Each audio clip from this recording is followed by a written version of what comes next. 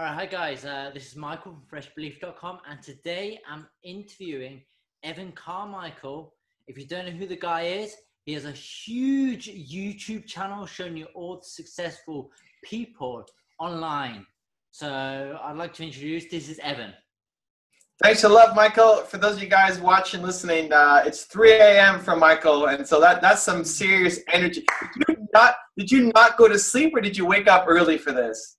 No, I've been kind of sleeping late the last few days, so I've got my head in the right way. In preparation, wow, I like it. Okay, so after this, he's gonna go crash. All right, yeah. I love it. Okay, thank you for the love, man. It's great to be here. No worries, no worries. So yeah, I'm just gonna go into the first question, just so people understand who you are really. Can you give a little bit of your background, a quick background, just for the people who don't know you? Sure. I thought I wanted to be a banker growing up. Stumbled into the world of entrepreneurship. Had a company. Sucked at the beginning. Hated my life. Felt totally worthless. Figured my way through it. Built it, sold it, became a venture capitalist, started my website to try to help entrepreneurs not face the same struggles that I faced, and then transitioned that to a YouTube channel. I've written some books, and really it's about trying to support entrepreneurs, allow people to discover their untapped potential and solve the world's biggest problem. That's my story in like 3 sentences, but happy to dive deeper anywhere you want to, man. Well, it was just something that really caught my ear. Was you said something about it sucked at first. Now, for some people, it's like they think like success is going to come straight away, and because they see all these guys online. And I want to ask you, before you actually start seeing success, how long was it that your company, as you said, it sucked? How long was it before you were like struggling for? That's a good question. Probably about 1.5 years. I agree with you. I think this is a lot more available than when I was first starting out. But you know, I had opportunities to join big companies, make $80,000, $100,000 starting salary, travel around the world, like what I thought was my dream job, versus make $300 a month and barely survive. And I think the biggest thing was I didn't expect it to be easy, but I didn't expect it to be that hard, like just insanely hard. Anything that I put my attention on in school, sports, whatever it was, like I would get better at. And here I was every single day pouring love into this business, and it just wasn't working. It wasn't taking off. And part of the problem was self-inflicted in that I was too afraid to tell my friends. I was embarrassed, really. It's like, I'm living the entrepreneur lifestyle. Meanwhile, like I can't afford to go to pizza and beer with you. Like I had to pick one thing a month that I could do with my friends, because I just couldn't, like $20, I couldn't afford it. And I just, you know what, at the end of the day, if I had told them, guys, you know what, I'm not making any money, like I'm really struggling, I'm trying to find my way, they would have been super supportive of me. I just had too much ego and too much pride, and I didn't want to admit that I wasn't being a success. So I made it that much harder on myself. And like I told my business partner one day that I quit. I came back to work the next day, but like that was one of the worst days of my life. Yeah, I get that struggle thing, because the first year I had like my blog, my Kindle business, I was having success and it was going amazing. And then the second year I did it, I kind of laid off a bit, I got burned out, and everything started to go down. And I've restarted them up now. I used to do this thing called income report, and I got super embarrassed that the amount they went down. I was like, you know what, I can't share this with people. But then I thought, you know what? Some people get inspired by this, so then I started again. So yeah, I really understand where you're coming from with that, man. Yeah, and you know what? Some people will ridicule you for that. Yeah. Right. Like that's the truth too. Like yes, it's an inspiration, but when you share something embarrassing or personal, not everybody's gonna rally and hug you. Like some people will ridicule you, say like, dude, I came here to learn how to make money, and you're like, you're not doing it. I'm leaving. I'm bouncing. And it's great. Like, let them go somewhere else. But they're still like, it's focusing on those positive ones, the people who do get inspired by it. And then I think the most important thing is just you. And I mean, I learned this myself. Is just me, just trying to be me. Like, hey, this is the situation. This is where I'm at. I don't have all the answers all the time. And on this thing, I'm struggling. You know. I remember I went through a divorce earlier on in my life, and when I was going through that, I told the people on my team and my customers, guys, here's what's happening. I'm going through a divorce. I'm probably going to drop a ball somewhere. Like, I'm trying to keep it all up in the air. I'm trying not to let you down with everything that's happening, but I may drop a ball somewhere. I'm like, I super apologize.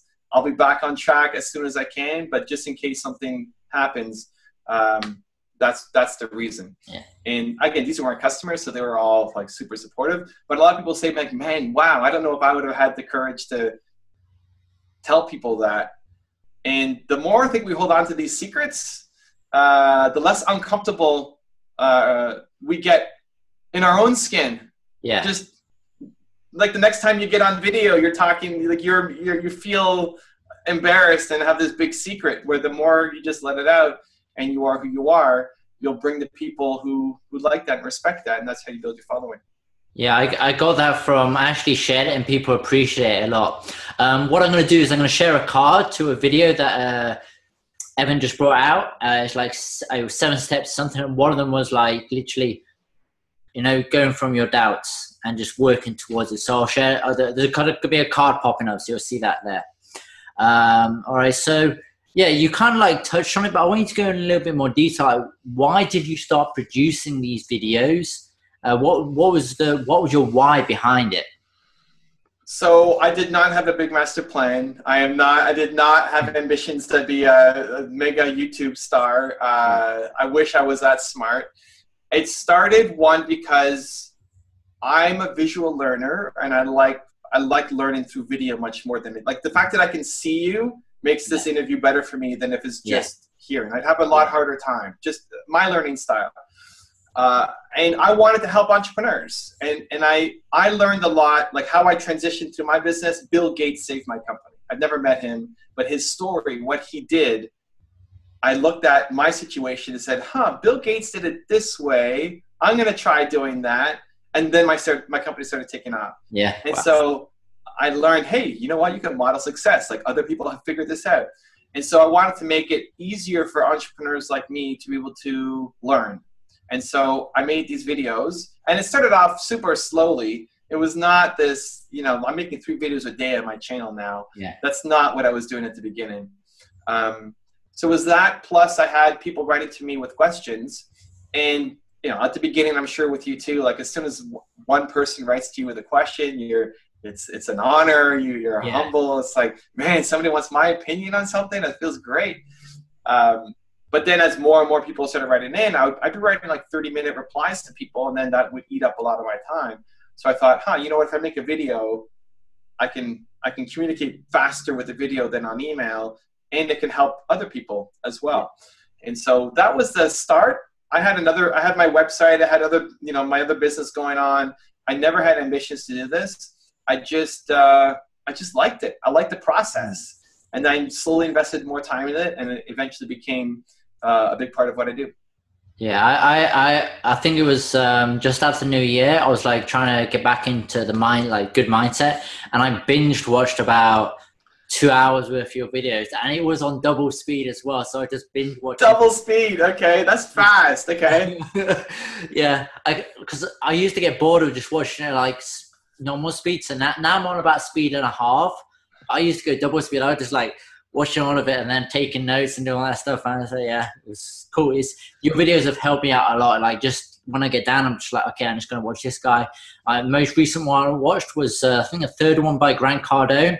He's the guy that I'm following right now, like, to get all my inspiration, because his words are just like, boom, you do this, you get this kind of result. You have to put like 10x effort. And it's just like, I'm aiming so much higher now for everything I'm doing, just because of, I've recently finished 10x as well, his audiobook. So that's everyone say. All right, so the next one, out of all the entrepreneurs that you produced the video for, who has been your favorite to produce the video for? My favorite one to do with Kanye West, and it was one of my first. And I didn't even really know too much about Kanye West, but a friend of mine made a blog post. And this was maybe 7 years after the whole Taylor Swift thing. And he was making a video, kind of making a blog post making reference to Kanye West. It's like, this is still what we're talking about. Like 7 years later, we're still talking about Kanye interrupting Taylor Swift at the awards. And I just felt that one of my fundamental beliefs is that you could learn a lot from people who you may disagree with. You may not like a lot about them, but you can still learn something from them. And so I looked at a guy like Kanye, and he says so many things that get people upset and so many things that make people forget about him and write him off. But meanwhile, he's one of the most successful artists of all time. He's won 21 Grammy Awards, which is one of the most of all time, the most for his age. He's created sneakers and had success outside of the music world. And I made a video on him, a top 10 on him, only showing the positive stuff. Where it'd be easy to make a top 10 Kanye stupid moments. Yeah, right? yeah. That would have been and that probably would have done insanely well, right? we love to make fun of people and laugh at people, and I don't have any of that on my channel. Yeah. My channel it's about believe, it's all positive. And so, there's a clip in there with John Legend. You know John Legend? Yeah, one of my favorite artists. I love the guy. Okay, so John Legend is, if you know him, if you've seen his interviews, he's like one of the nicest people. He just feels really nice. He's one of Kanye's friends.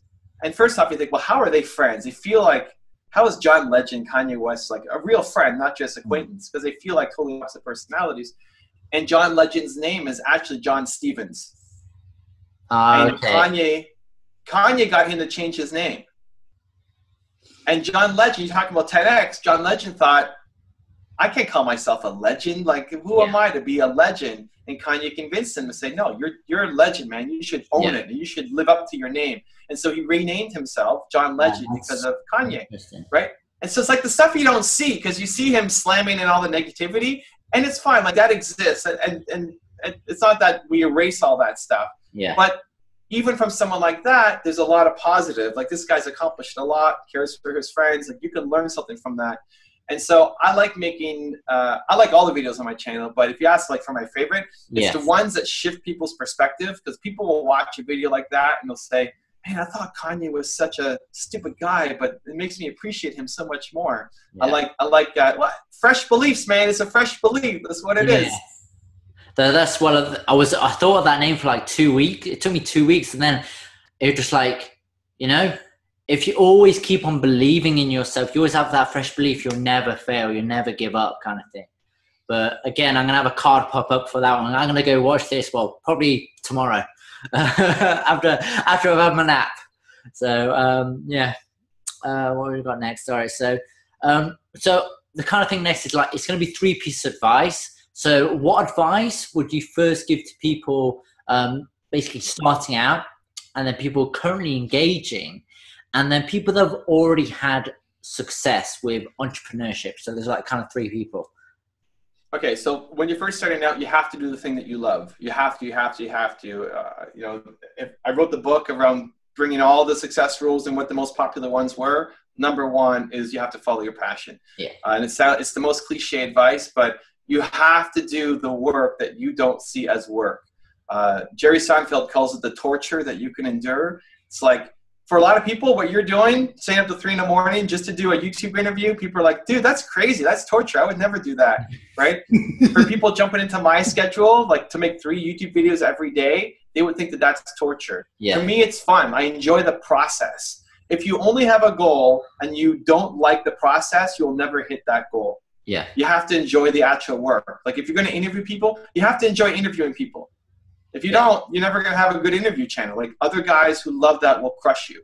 And so if you're just starting out, I think people easily get tricked into looking at what are the hottest industries for this year and what's the next big opportunity. Let's go all in on Bitcoin. Meanwhile, you know nothing about Bitcoin. Yeah. And then that's the fastest way to lose your money. So you have to do the thing that you love. Shiny object. Yeah. For the people who are they found their passion, I would say consistency. You have to keep going. One of the hallmarks of entrepreneurs is that we start and we stop and we start and we stop and we go and we burn out and so you need to be consistent. You need to find time every single day to move closer to your dreams. Now, that may be a full day or it might be half an hour on that day, but momentum is important, and momentum is real. And too many people are on fire on Tuesdays and then fall off for the rest of the week, and then next Monday they're on fire, and it's like these moments of boldness and then fall back to normal. Yeah. And that's tough because we're on our own. You know, there's nobody around us to keep us motivated. There's no boss saying you need to show up by 8 a.m. tomorrow. And so we will let ourselves down before we let other people down. And so when we don't have somebody around us pushing us and saying we need to do this, a lot of us don't. And so you need to be consistent. You need to find the thing. So like for you, if you found that watching my videos gets you out of a negative period into a positive one, yeah, great. Like if you know that that works, then start your day every day with a video. You know, for you guys watching it, if you love Michael, you love Fresh Belief, like listen to Michael, his story is just inspiring, makes you want to go out and get your dreams. Great. Like start your day with Michael, right? Whatever the thing is, right? If you love hugging your cat naked on the balcony, like great, go do that, right? Like no judgment. Everybody here, everybody listening, watching has had moments of boldness, right? We've all felt it. It's just not consistent. And so if you can figure out what led to you feeling bold, watching a Kanye video, then you start your day with that every single day, so that if you had 365 days of boldness, your life will be different. Will be different. If you believe 10x every single day, like if reading Grant Cardone's book every morning gets you fired up, if you started your day with that every day, your life would be different 1 year from right now. Wow. People are not consistent enough. And then the third one was people who are already in business, had success, yeah, right? I'm moving on. Yeah. You need to evolve your business as you grow. One of the biggest things that entrepreneurs do after they've had some, not even success, but after they've been in their business for a while, at the beginning it's exciting, it's new, it's different, we're fighting against the man, we're doing our own thing, we're setting our own hours. Quite often what happens is whatever led you to become successful become the chains from future success for you. And so we hate being boxed in. Entrepreneurs hate the repetition. We hate doing the same thing over and over again. We like the variety. We like having new adventures and excitement. And it doesn't mean you're bungee jumping every day, but like we like trying new things. And what often happens is once entrepreneurs discover something that's working for them, they do the same thing over and over and over again and photocopy and copy and paste and copy and paste. And then that gets boring. And then you find entrepreneurs saying, I need variety. I need to go on vacation. I need to go and try something new. The problem was your business stayed the same, but you grew as a person. And as you grow as a person, your business has to grow with you. My business is always a reflection of me and what I'm interested in. And so your business needs to too. As you grow and you learn new things and you want to take in new directions, your business has to come with you. Or you'll get to this point where there's this big break where you either need to sell your business or like if it's made some money, just sell it. If you've lost passion for your business, sell it. Yeah. If there's any money to be had. Otherwise, you evolve your business to catch up to where you are. Okay. So how could someone like take their business and evolve it with them? What kind of things could they do? Just think about what is it that you want to create. So for example, I had a successful website. It was off my name. We had lots of successful people writing for it, making money off advertising, coming to the site. I was getting restless. And so I said, I'm going to try something new. I want to go to YouTube. I'm going to try that. And I tried a whole bunch of stuff. Like you try things. You don't know at the beginning if it was going to work out or not. So I tried YouTube as one of many things. And I liked it. And so I kept doing it. And then I kept doing it. And I evolved my business. A lot of people don't even know me from my website. They only know me from my YouTube channel. Yeah. Right? Because we've blown up there. But if I get bored of YouTube, like the minute that, like, I like talking to you. This is great. Michael's doing an interview. I love it. Let's get on board. The minute this feels like work, like if it's, oh man, I got to talk. You got to do another interview. This sucks. Yeah. I need to quit. I need to do something else because you will never win doing work that you hate. Okay. And so the minute that this feels like a job, I need to stop and go off and do something else. What is it? Something else? You know, like just ask yourself, what would I do? What do I want to do? What do I want to work on? Yeah. You may not have the perfect vision yet for like the final goal, but find some small thing to get started on. Yeah. Right? Take whatever idea you have. Like if I wasn't working here in my company, I would start a YouTube channel. Great. So go start a YouTube channel.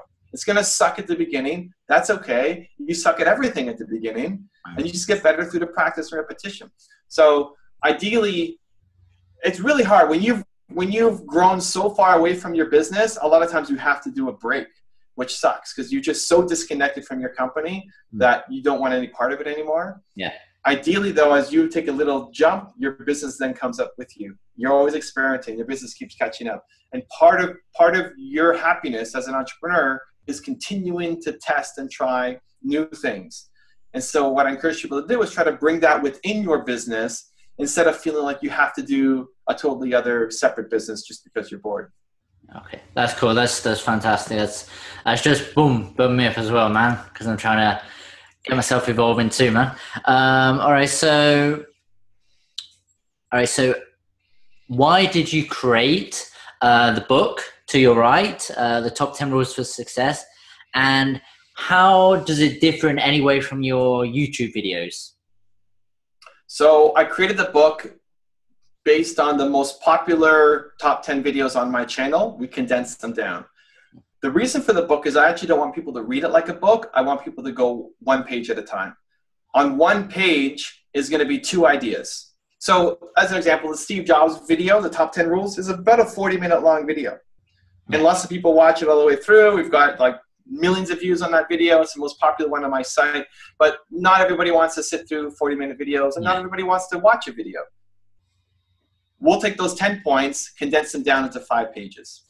What I encourage people to do, because I did this myself. I didn't want to write the book, but I did this as a theory for myself, and it worked for me. Yeah. So what I do is I wake up, I go to the bathroom, I have my book, and I read 1 page. And on that, I have 2 ideas, 2 of the best things Steve Jobs has ever said.